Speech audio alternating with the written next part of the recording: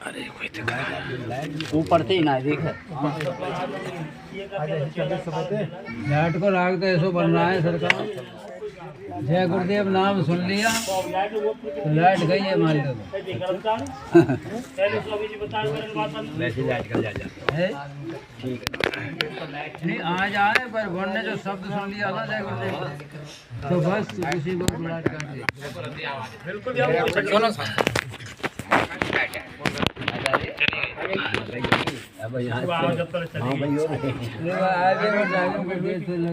मालिक के नाम को सभी धर्म प्रेमी भाई बहन जोर से बोलेंगे।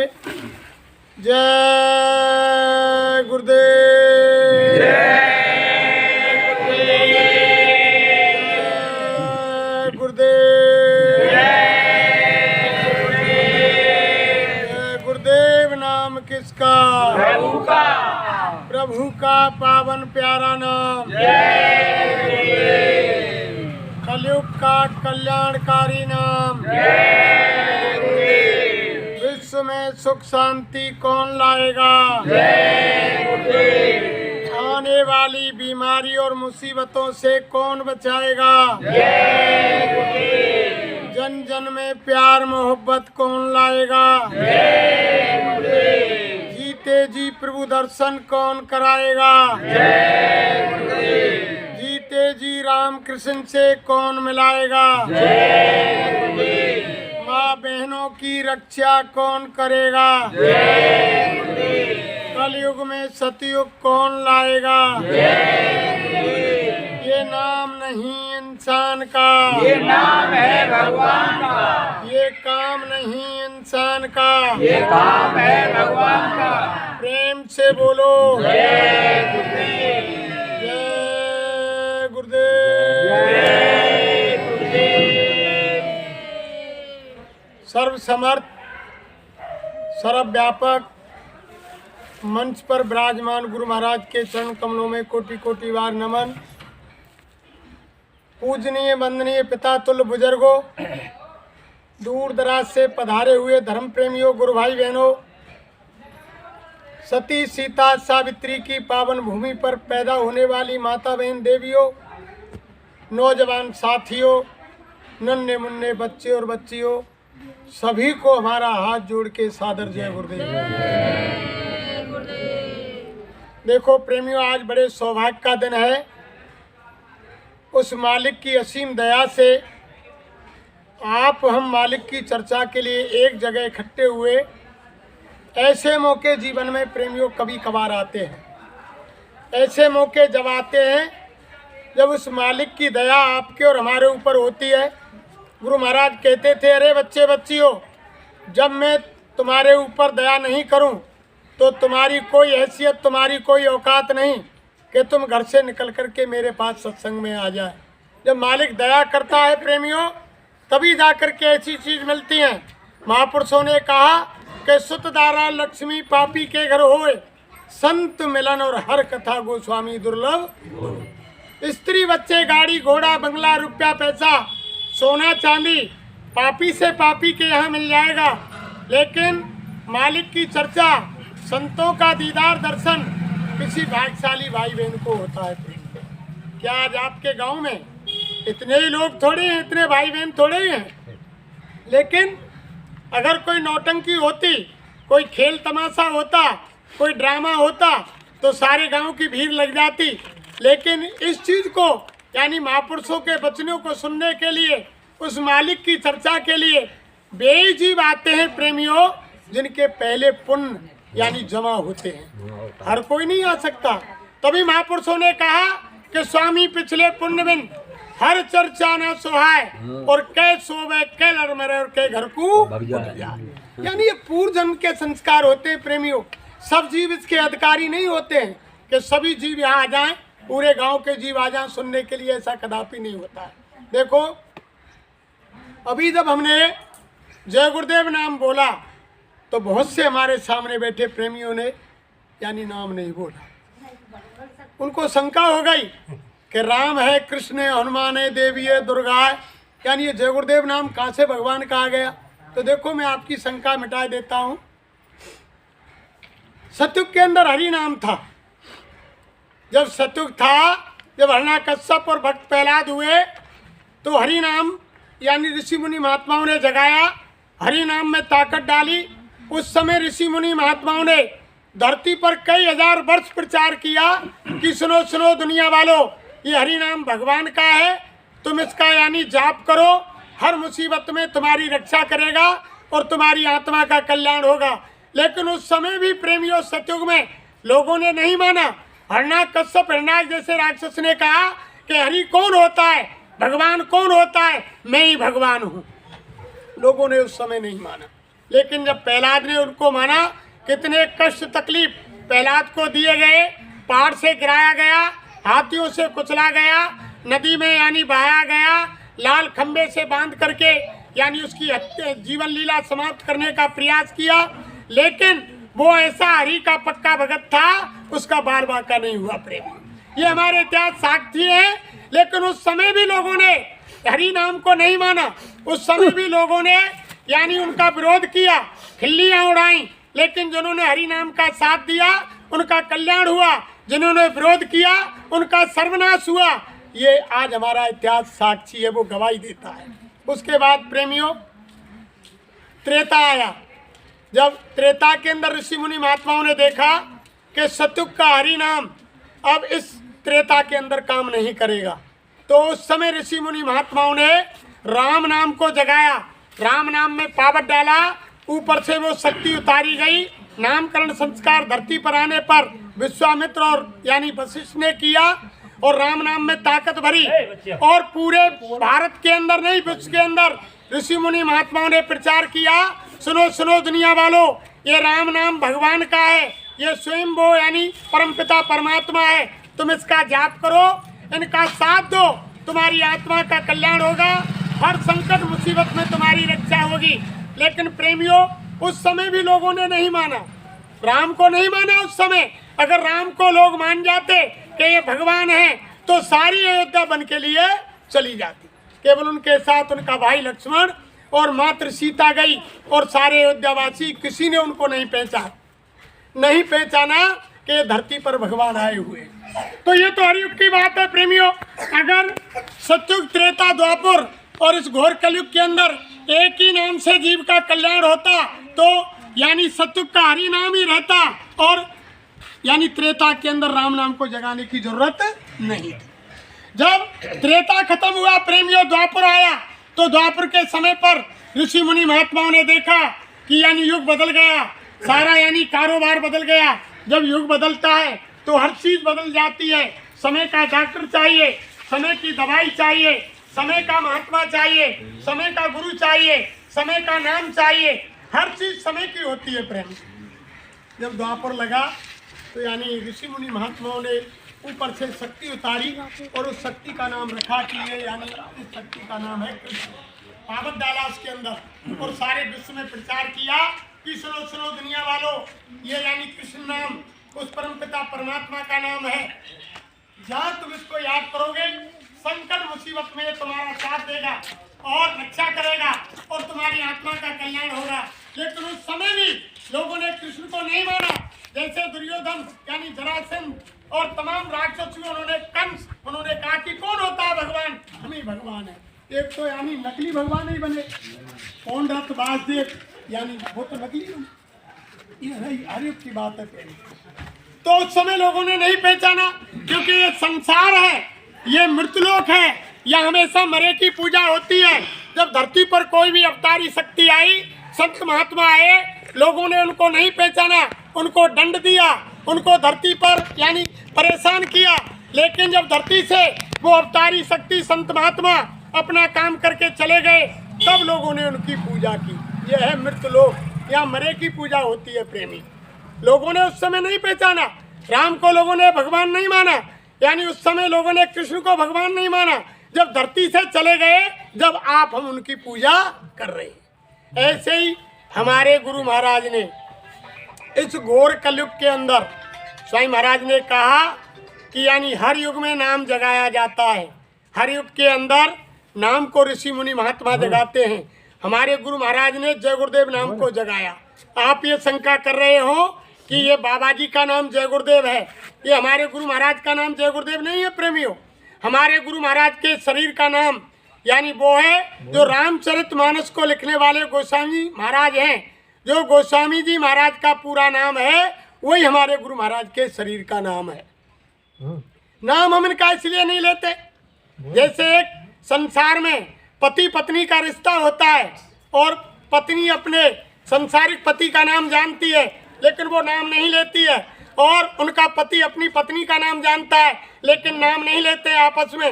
लेकिन इस समय तो मॉडर्न समय आ गया, आज की नौजवान बहू बेटी तो यानी नाम से ही बुलाती हैं। लेकिन हमारे धर्मशास्त्र ये कहते हैं प्रेमियों कि ये कहते हैं अगर पत्नी ने पति का नाम लिया तो उसकी उम्र कम हो गई, और यानी पति ने पत्नी का नाम लिया तो उसकी आयु कम हो गई।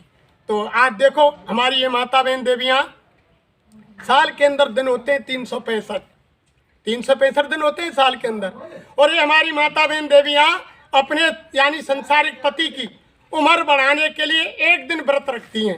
किस दिन? करवा चौथ को। करवा चौथ का व्रत इसीलिए रखती हैं कि हमारे पति की उम्र लंबी हो। और घटा में कितने दिन है व्रत रखे? एक दिन। और घटा में कितने दिन? 364 दिन, क्योंकि साल में 365 दिन हो। जब हम रोजाना नाम ले रहे हैं अपने पति का और नाम लेकर बुला रहे हैं तो उम्र घट रही है। ये हमारे साथ कह ले। तो ऐसे ही गुरु महाराज ने कहा कि जितने भी मेरे सामने बच्चे बच्ची बैठे हैं, स्वामी महाराज बोले लाखों करोड़ों की भीड़ थी, तब गुरु महाराज ने कहा कि जितने भी यहाँ बच्चे बच्चियाँ बैठे हैं इनकी जो आत्मा है वो नारी रूप है। सबकी आत्मा नारी रूप है, और इस आत्मा के पति यानी वो होते हैं परमपिता परमात्मा, सच्चे सतगुरु, वो यानी इस आत्मा के पति होते हैं। तो हमारी जीवात्मा के पति, हमारे जीवात्मा के स्वामी कौन है? हमारे सतगुरु महाराज। इसलिए हम इनका अपनी जबान से नाम नहीं लेते, जैसे एक संसारिक पत्नी नहीं लेती है। इनका नाम वही है जो यानी रामायण को लिखा, जिन्होंने गोसाई महाराज ने रामचरितमानस लिखने वाले गोसाई महाराज हैं, जिनका पूरा नाम है वही हमारे गुरु महाराज के शरीर का नाम है। वो सारे विश्व में और सारे भारत के अंदर जय गुरुदेव नाम का प्रचार करते हैं। गुरु महाराज ने कहा कि ये जय गुरुदेव नाम ये कलयुग का जगाया हुआ नाम है। अगर आप किसी, स्वामी जी बोले, किसी बच्चे बच्ची को शंका हो, गुरु महाराज ने कहा, तो इस नाम की परीक्षा कर लेना। जब नाम की परीक्षा कर ले तब मेरे पास आ जाना। गुरु महाराज ने कहा, अरे देखो बच्चे बच्चियों, अगर तुम कहीं रात बरात जंगल में घिर जाओ, कोई तुम्हें खूंखार जानवर घेर ले, कोई बदमाश लुटेरे घेर ले, किसी कुआं बावड़ी तालाब में डूबने लगे, कोई तिनके का सहारा तुम्हारे पास नहीं हो और तुम्हें ये लग जाए कि अब मेरे प्राण निकलने वाले हैं, उस समय तुम जय गुरुदेव नाम की परीक्षा कर लेना। स्वयं महाराज ने कहा, अरे बच्चे बच्चियों, जिस भगवान जिस देवी देवता की तुम पूजा करते हो उसको सुमर लेना। अगर तुम्हारी रक्षा हो जाए तो कोई बात नहीं, और जब तुमने सबको याद कर लिया, देवी दुर्गा भैरव भूमिया ईसा मूसा राम कृष्ण हनुमान चंडी, सबको तुमने पुकार लिया, जब तुम्हारी किसी ने मदद नहीं की, तो गुरु महाराज बोले कि 10 बार अंतर में बाहर आवाज मत निकालना, अंतर में कहना कि जय गुरुदेव नाम सच्चा भगवान का है तो मेरी मदद कर। 10 बार अंतर में बोलना। जब वहाँ तुम्हें कोई मदद करने के लिए, तुम्हें बचाने के लिए वहाँ कोई आ जाए और जब तुम्हारी रक्षा हो जाए तब मेरे पास आ जाना। गुरु महाराज ने कहा, पहले नाम की परीक्षा करो तब मेरे पास आओ। ऐसे क्यों आते हो? नाम को यानी ठोक बजा करके देखो। गुरु महाराज ने कहा, तो ये नाम गुरु महाराज का नहीं है, ये कलयुग का जीता जागता नाम, इस कलयुग का कल्याणकारी नाम जय गुरुदेव है। आज से ही तुम रात को परीक्षा लेकर के देख लेना। जब शाम को तुम खाट में संसार का कोई काम नहीं हो, सोने बैठने जाओ, सच्ची आत्मा से 10 बार 20 बार 100 बार 1000 बार जय गुरुदेव नाम बोल के इनकी मूर्त को हृदय में बसा करके और खाट में सोना। सुबह जगे जब 100 बार 10 बार 20 बार 1000 बार जय गुरुदेव नाम बोलना। जब तुमको कोई ना कोई चमत्कार मालूम पड़ जाए तब विश्वास कर लेना। ऐसी चीज नहीं, ये पागल नहीं है, इनके अंदर सब यानी कर्मचारी हैं, अधिकारी हैं, ये दुकान दफ्तर खेती का काम भी करते हैं। गुरु महाराज ने यानी 1983 के अंदर दिल्ली बोट क्लब पर टाट पहनाया। आज यानी कितना समय हो गया? 17 साल वो हो गई, और 40 साल हो गई टाट पहनते। जो यानी महापुरुष एक आवाज के अंदर 1 करोड़ को टाट पहना सकता है तो कोई क्या नहीं कर सकता। आज हमारा बच्चा जिसको हमने पाला पोसा 20 साल तक बड़ा किया, आज आप घर में माँ बाप कहें कि बेटा ले तू आदि के कपड़ा पहन ले, मोटे पहन ले, तो नहीं पहनेगा। घर से निकलना मंजूर कर लेगा, कहो कि जीन्स लाओ, बढ़िया शर्ट लाओ, नहीं पहनेगा। घर से निकल जाएगा लेकिन वो कपड़े को मंजूर नहीं करेगा। तो बाबा जी ने टाट पहना दिया। कोई ना कोई बात जरूर है प्रेमियों। तो हमारे गुरु महाराज ने कहा कि ये कलयुग का जीता जागता नाम जय गुरुदेव है। आने वाले समय में वो ऐसा समय आ रहा है, गुरु महाराज ने कहा कि अभी तो एक यानी कोरोना आया भारत के अंदर, विश्व के अंदर एक कोरोना नाम की बीमारी ने भारत नहीं विश्व को हिला के डाल दिया। सारा प्यार मोहब्बत माँ का, बाप का, बेटे का, बहू का, यानी पति का, पत्नी का, सारा प्यार खत्म हो गया।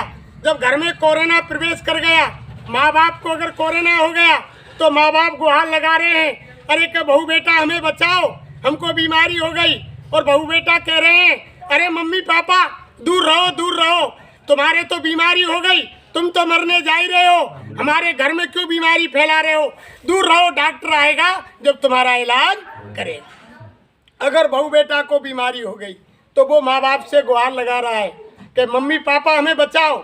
मम्मी पापा कह रहे हैं, अरे बेटा अलग रहो, अरे बहू अलग रहो, डॉक्टर आ रहे हैं, तुमको इलाज करेंगे, हमारे घर में क्यों बीमारी ला रहे हो, क्यों परिवार को मारना चाहते हो, और यानी दूर रहो।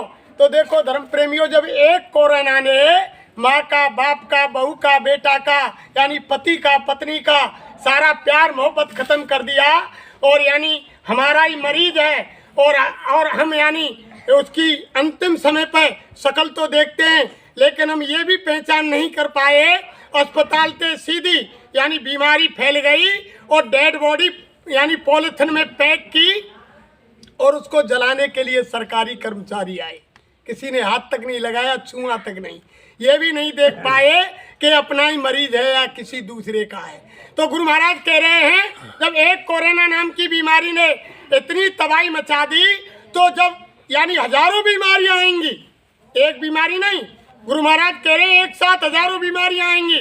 जब बीमारियों की आंधी आएगी, अब तो बचाने वाले भी थे यानी डॉक्टर देखने वाले भी थे, जब सबकी दाढ़ी में आग लगेगी तो कौन किसकी आग बुझाएगा, कोई किसी की आग नहीं बुझाएगा। तो इसलिए हमारे बाबा जय गुरुदेव जी महाराज ने कहा कि देखो तुम्हारा ही घर है और तुम्हारा ही मकान है और तुम्हारे गांव के अंदर अगर कोई कोरोना का मरीज निकल आया तो रस्सी बांध दी और यानी पुलिस आ गई, तुम अब तुम्हारी छत है उस पर घूम नहीं सकती, तुम्हारा ही गांव है उसमें यानी घूम नहीं सकते, तुम्हारे जेब में पैसा है, बाजार से सामान नहीं ला सकते, तुम्हारा ही पैसा बैंक में जमा है, बैंक से पैसा नहीं निकाल सकते।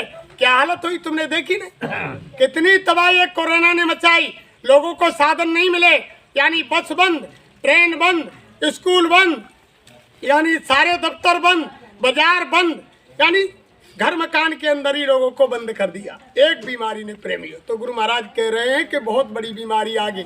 अभी आपने भूकंप नहीं देखा, अभी आपने भुखमरी नहीं देखी, अभी आपने अकाल नहीं देखा, अभी आपने सूखा नहीं देखी, अभी आपने बरसात नहीं देखी। ऐसी ऐसी महामारी आ रही हैं जब तुम चारों तरफ से यानी आपदाओं से गिर जाओगे और घर में बैठ करके रोओगे। जब गुरु महाराज ने कहा कि जब तुम्हें महात्माओं की बात याद आएगी और महात्माओं की बात तुमको यानी मजबूरन होकर के माननी पड़ेगी और झंडे के नीचे आना पड़ेगा और मजबूर होकर के जय गुरुदेव बोलना पड़ेगा। यानी वो समय आ रहा है प्रेमियों, ये इस कलयुग का जीता जागता नाम जय गुरुदेव, यानी इसी नाम से मदद होगी, वो समय आ रहा है। तो हमारे गुरु महाराज क्या कह रहे हैं कि बाबा जी का कहना है और शाकाहारी रहना है, शाकाहारी हो जाओगे तो बीमारी से बच जाओगे। बाबा जी तो बचा रहे हैं और शाकाहारी बना रहे हैं। हमारे साईं महाराज ने आदेश दिया, अरे के बच्चा मेरा संदेश गांव गांव झोपड़ी झुग्गी नगर कस्बा शहर में जाकर सुना दो, भोली वाली जनता को बता दो कि भविष्य में बहुत बड़े संकट आ रहे हैं, मुसीबत आ रही है, महंगाई आ रही है, भूकंप आ रहे हैं, भुखमरी आ रही है। तो गुरु महाराज ने कहा कि उनको बता दो कि अगर आप शाकाहारी हो गए तो आपका बचाव हो जाएगी। यानी मांस मछली अंडा शराब छोड़ दो, ये इंसानों का भोजन नहीं है। किसी भी धर्मशास्त्र में नहीं लिखा हुआ है कि तुम मांस खाओ शराब पियो, यानी कोई धर्मशास्त्र नहीं कहता। हमारी रामायण तो ये कह रही है कि सुर सर जल कृत बारुण जाना और तौते संत करे नहीं पाना। अगर गंगा जल में पाम मच्छियाँ स्वामी जी महाराज यार सामने देखो। गुरु महाराज अरे ना ये हमारा पंथ अलग है भैया। ये बैठे कुर्सी पे स्वामी सर यहाँ ढोक दिया। देखो गुरु महाराज ने कहा कि यानी ये मनुष्यों का आहार नहीं है। रामायण तो ये कह रही है कि गंगा जल में अगर शराब बनाई जाए फिर भी महान लोग पीने की क्या चलाए उसको छूते तक नहीं। और यही मुसलमानों की कुरान शरीफ में लिखा हुआ है कि शराब का एक कतरा जिस जिस्म पर गिर जाए उस जिस्म को काट कर फेंक दिया जाए या जिंदा जला दिया जाए फिर भी उसकी गुनाह माफ नहीं हो। शराब का कतरा कहते हैं शराब की एक बूंद अगर जिस शरीर पर गिर जाए उस जगह को काट के फेंक दें फिर भी उसका किया हुआ कर्म माफ नहीं। इतनी गलत चीज है प्रेमियों शराब। कोई धर्म शास्त्र नहीं कहता, कोई भी मजहब नहीं कहता कि तुम शराब पियो मांस खाओ। देखो भगवान ने कुदरत ने तो दो प्रकार के प्राणी वहीं से बनाए, ऊपर से ही अलग अलग पहचान बनाई। यानी मांसाहारी जीव वो हैं जो यानी जन्म से ही उनकी आंखें बंद आती हैं और 2-4-10 दिन के बाद उनकी आंख खुलती हैं, जिनके नाखून नुकीले होते हैं, जिनके दांत नुकीले होते हैं और जीभ से चाट कर पानी पीते हैं, जैसे कुत्ता बिल्ली शेर बघेर आदि। ये मांसाहारी है। वहीं से पहचान बनाई भगवान ने, या नहीं बनाई, वहीं से। शाकाहारी प्राणी वे हैं जो जन्म से उनकी आंख खुली हुई आती है, जिनके दांत चौड़े होते हैं, जिनके यानी नाखून चौड़े होते हैं, जो घूंट भर के पानी पीते हैं, जैसे गाय गधा घोड़ा भैंस बैल मनुष्य आदि। तो धर्म प्रेमियों मनुष्य शाकाहारी श्रेणी में आता है। महात्मा कहते हैं कि मनुष्य शाकाहारी श्रेणी में आता है और ये इतना यानी इसकी इतनी बुद्धि खराब हो गई।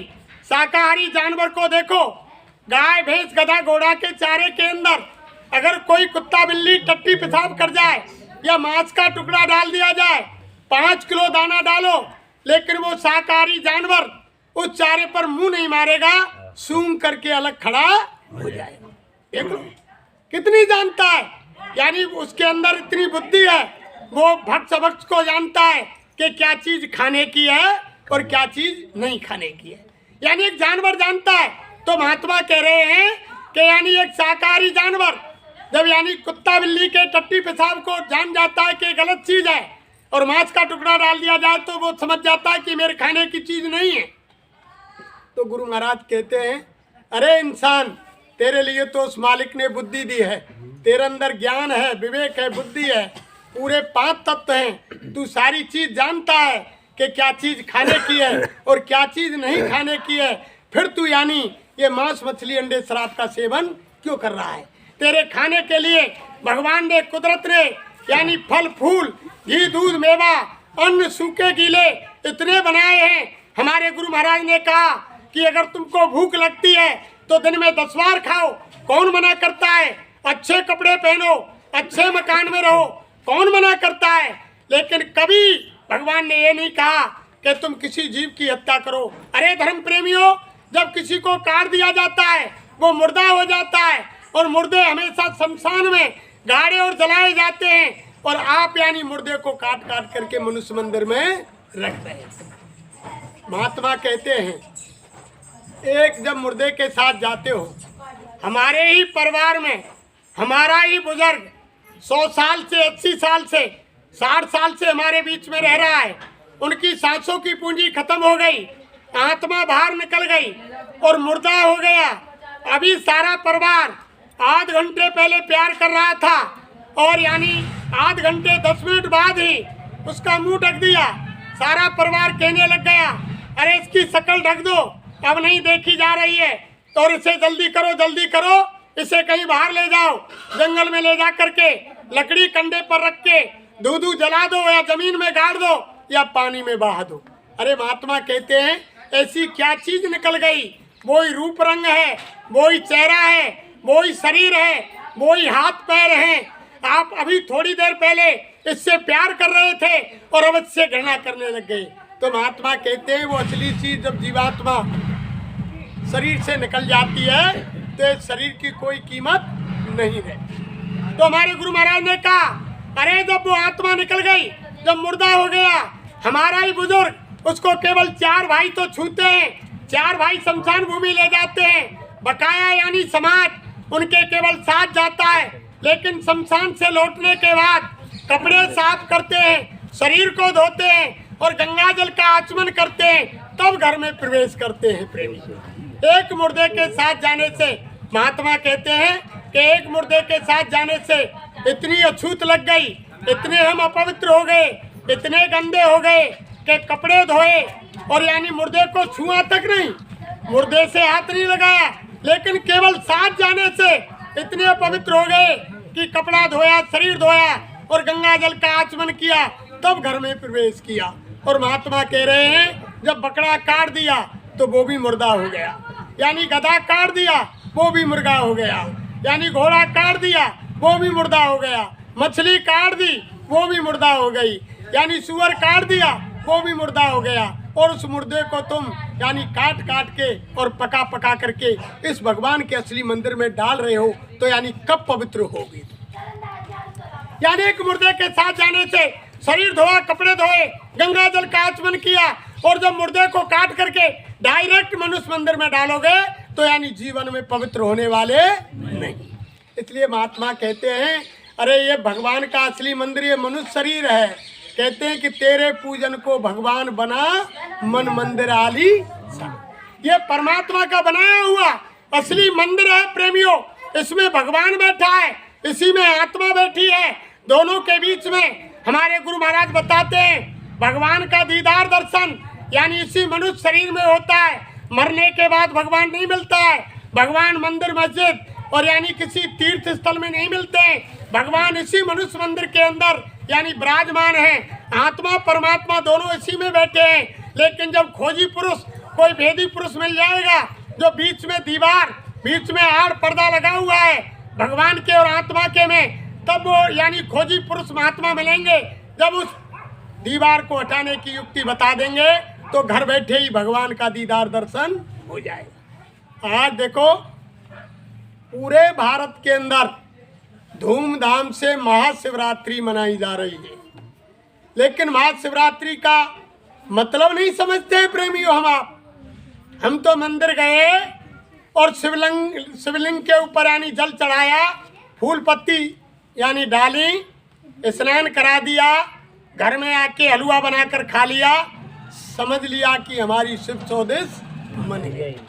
लेकिन महात्मा क्या कहते हैं, आज के दिन यानी शिव चौदस तो हर महीने के अंदर 2 आती है प्रेमियों, हर महीने के अंदर 2 शिव चौदस आती हैं। लेकिन महाशिवरात्रि इसी को क्यों कहा गया कि आज के दिन शंकर भगवान जब यानी साधना पर बैठे हुए थे, जब उन्होंने साधना की, उनके सारे कर्म जलकर जब खत्म हो गए तो उनकी अंदर की तीसरी आंख, जिसको शिव नेत्र कहते हैं, जिसको ज्ञान चक्षु कहते हैं, जिसको दिव्य दृष्टि कहते हैं, इसी दिन चौदस के दिन यानी उनकी तीसरी आंख खुली और शंकर भगवान ने उस यानी मालिक के परमपिता परमात्मा के दर्शन आज के दिन किए। तो इसको तब से मानते हैं महाशिवरात्रि। वो तीसरी आंख प्रेमियों हमारे गुरु महाराज ने बताया, वो तीसरी आंख, वो शिवनेत्र, वो ज्ञान चक्षु हर इंसान के अंदर है।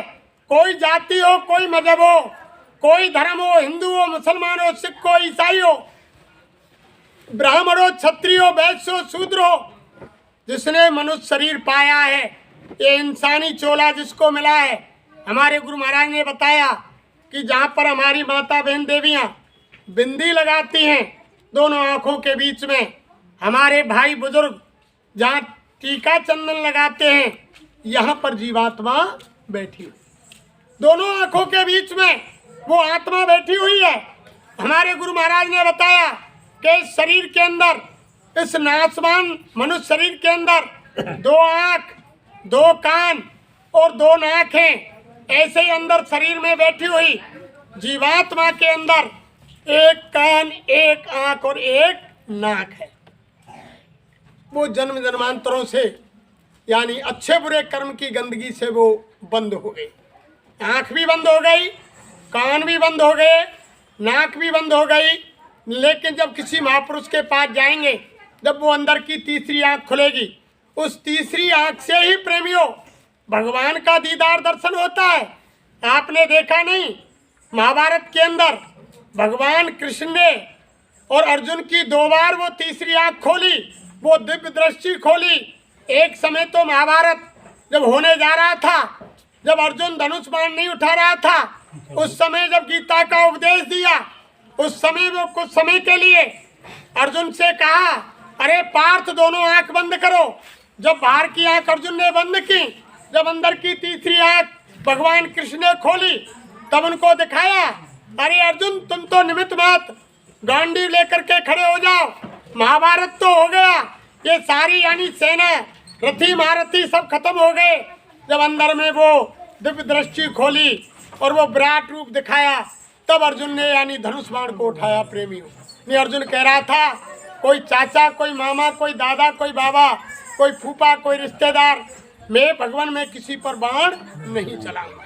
लेकिन जब अंतर में उसकी तीसरी आंख खोली, तब उसने धनुष बाण उठाए और एक बार यानी महाभारत के अंदर ही जब अभिमन्यु मारा गया था, उस समय भगवान कृष्ण ने दूसरी बार अर्जुन की तीसरी आंख खोली दिव्य दृष्टि कुछ समय के लिए। जब अर्जुन आत्महत्या करने जा रहे थे कि भगवान हे केशव, मैं मेरे बेटा अभिमन्यु के बिना दुनिया में जिंदा नहीं रहूंगा। जब जंगल से लकड़ी और कंडा इकट्ठे करके अर्जुन ने चिता बना ली, चिता पर सोने की तैयारी हो रही थी, तब योगेश्वर कृष्ण ने कहा, अरे अर्जुन, इस दुनिया में कोई किसी का नहीं है। यानी ना जाने कितनी बार कौन किसका बाप बन जाता है, कौन किसका बेटा बन जाता है, कौन किसकी पत्नी बन जाती है, कौन किसकी माँ बन जाती है। या तो यानी संसार ये चुकने चुकाने का खेल है। लेकिन अर्जुन ने भगवान की बात को नहीं माना।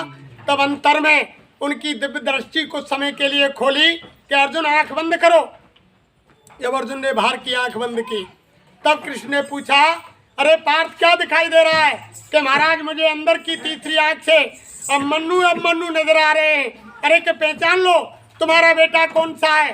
तब अर्जुन ने कहा, अरे केशव, मैं नहीं पहचान पा रहा हूँ, सबकी शक्ल एक जैसी है।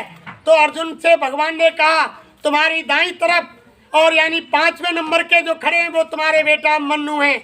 जैसे ही अर्जुन अपने बेटा की सरपट करके जेठ भरने लगा, अभिमन्यु ने धक्का दिया कि हट बे अर्जुन, कौन किसका बाप और कौन किसका बेटा, यानी कितनी बार तू मेरा बाप हो गया और कितनी बार मैं तेरा बाप बन गया, और ना जाने कितनी बार तू मेरा बेटा बन गया और ना जाने कितनी बार मैं तेरा बेटा बन गया। कोई किसी का नहीं है। जब तक दुनिया में रहते हो तब तक नाता है, और दुनिया से जाने के बाद कोई किसी का नाता नहीं है। जब अर्जुन को मालूम पड़ी, जब आंख खोली, तब योगेश्वर कृष्ण ने कहा, अर्जुन क्या देखा? कि महाराज अब मैं समझ गया कि इस दुनिया में कोई किसी का नहीं। तो जब तक वो तीसरी आंख दिव्य दृष्टि नहीं खुलेगी प्रेमियों, भगवान का दीदार दर्शन नहीं होगा। बाहर की आंखों से भगवान दिखाई नहीं देता है, वो भगवान की रात दिन हम तुम आरती गाते हैं। बाहर की आंख तो एक सूरज की चमक को नहीं देख सकती। सुबह सुबह अगर सूरज निकले और 2-4 मिनट के लिए तुम्हारी आंखों की टकटकी लगाकर सूरज की तरफ देख लें, तो जमीन पर थोड़ी देर बाद कुछ दिखाई नहीं देगा। अगर बाजार में जाकर के बिल्डिंग की चमक को देख लें 1-2 मिनट, तो शाम को आंख यानी सूझ जाएंगी और कुछ दिखाई नहीं देगा। जब ये बाहर की आंख बिल्डिंग की चमक और एक सूरज की रोशनी को नहीं देख सकती, तो भगवान को कैसे देख सकती है? भगवान वो कैसा है?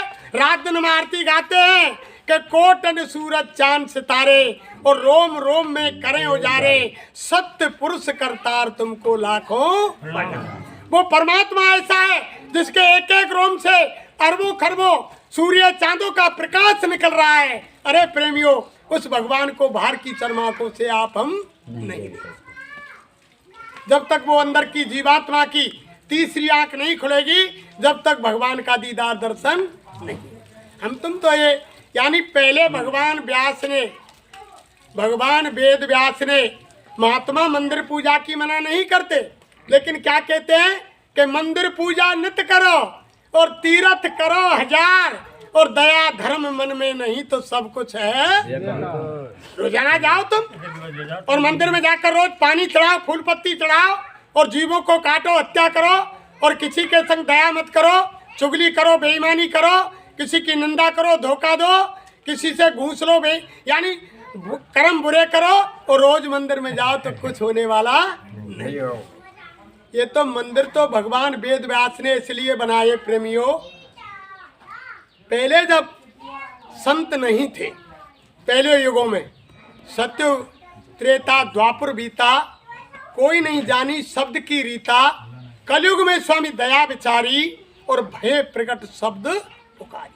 यानी संतों का आना इसी कलयुग के अंदर 550 सालों से हुआ, ज्यादा समय नहीं।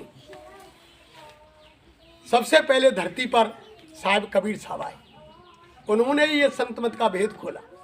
तो पहले वेद व्यास ने जो ये मूर्तियां बनाई, इसलिए बनाई कि हमारे बुजुर्ग पहले मंदिरन में जाए और मंदिरन में जैसे जंगल झाड़ी गए, आश्रम होए, महात्मा के मंदिर होए, हाथ पैर साफ किए और मंदिर में मूर्ति के सामने बैठ गए, ऊपर यानी कपड़ा डाल लियो, मूर्ति की बड़ी बड़ी आँख हुई और अंतर में मूर्ति को चेहरा बसा लियो और बुजुर्ग आंख बंद करके बैठ जाए, ध्यान लगा जाए और ध्यान लगाए और तीसरी आंख अंदर की खुल जाए, वो भजन हुए करो। यानी मेहनत करनी पड़ेगी शरीर से, ये ना है कि हम समय ना है किसी के पास मंदिरों में जावे, भगवान की बात सुनवे, महात्मा का यानी सत्संग सुनने के लिए मोटरसाइकिल पे जा रहे हो, मंदिर के सामने पहुंचो, हॉर्न बजा दियो, समझ ली कि भगवान ने मेरी पूजा स्वीकार। 4 पहिया की गाड़ी में जा रहा है, मंदिर के सामने ने स्लो करी और हॉर्न बजा दियो, समझ ली कि भगवान ने मेरी पूजा स्वीकार। और पैदल जा रहा है, हाथ में दरात लग रहा, खेत काटवे को, रज का बर्छी लावे को, कोई काम काज, दूर से हाथ जोड़ दिए मंदिर के दरवाजे पे, तो समझ ली कि भगवान ने मेरी पूजा स्वीकार कर ली। अरे आज तक मैं पूछता हूँ भाई बहनों से, आज तक तुमने देवी माँ से, माता बहन देवी से पूछता हूँ, तुमने कभी पूछा तुम देवी माँ की, भगवान की पूजा करती हो कि देवी माँ जो मैं ये पूजा कर रही हूँ, ये पूजा तुमको स्वीकार है या नहीं है? पूछी कौन आज तक? तुम तो ये समझ रही है कि पूजा हमारी स्वीकार है रही है। घर में तो सास बहू में झगड़ो है रो, यानी बहू सास से मोते ना बोल रही, और वैसे यानी आज शिव चौदस को वो रख रही है व्रत, शिव चौदस को व्रत रख रही है, सास बहू में झगड़ो है रो है, खानों अलग बननो है, वैसे मंदिर में पूजा है रही है। तो बताओ कैसे यानी वो पूजा को स्वीकार कर लेगी? तो महात्मा क्या कहते हैं, रामायण हमारी क्या कह रही है कि जहाँ सुमतता संपत नाना, जहाँ कुमतता विपत निदाना।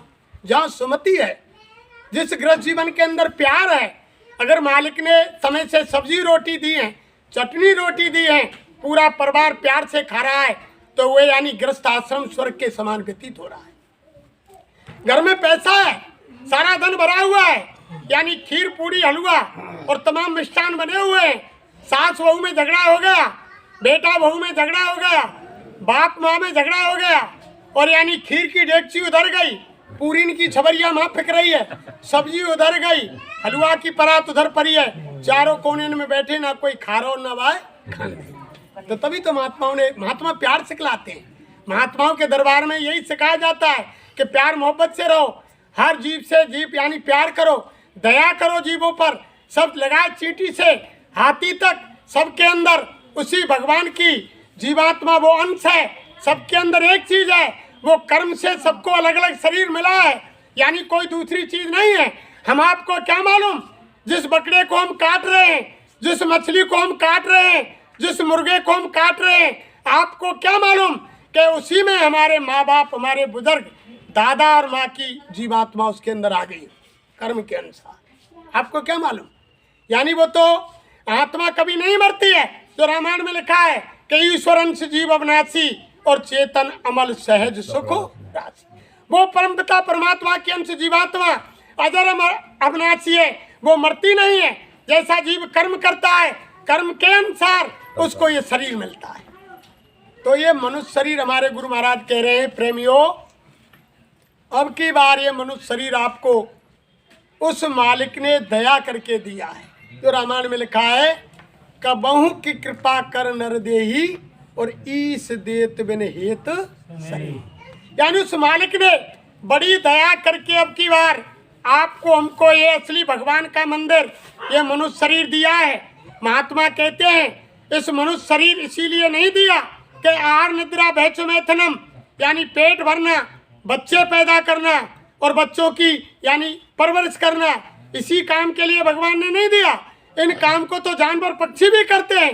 छोटी छोटी चिड़िया होती हैं, वो भी यानी रहने के लिए सुंदर घोंसला बनाती हैं, वो भी बच्चे पैदा करती हैं, वो भी बच्चों को दूर दूर से दाना ला करके उनको चुगा देती हैं, उनको बड़ा यानी परवरिश करती हैं। अरे महात्मा कहते हैं जिन काम को जानवर पक्षी कर रहे हैं, उसी काम को अगर मनुष्य शरीर पाकर आप हम करें तो जानवर पक्षी मनुष्य में कोई अंतर नहीं।